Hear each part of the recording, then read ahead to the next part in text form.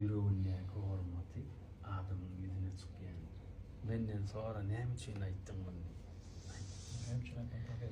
Köp muhabbet bilen gelipdir. Yönü o aytıp bilen akşone. O da yüzüne çıkıptı. Doğru değil mi yani? Yok şeyler şitayilinden doğulup yüzüne çıkıptı. Ben dişine sığmandı. Yüzünden dökülüptü bari.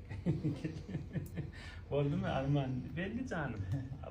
Adamın muhabbeti gizli kalmaz ahi. Tanrı yalkasın. Rahmet kapıyından ayırma ya Rabbel alemin. Amime fazl-ı keramet rızvani. Murat tahsirlen bereketinden. Taş yerlerden hormat edip geliptirler ya Rabbi. İçleri taşlar yaktı olsun. Hormat bilen getirenini özlerde, otururlarda. Dünyadan faydalarını ne beğendirip, yaşap bilenlerini ne beğendir ya Rabbi. Kereminden umidimiz köptür. Sallallahu aleyhi ve sellem. Mihman köp canım, vali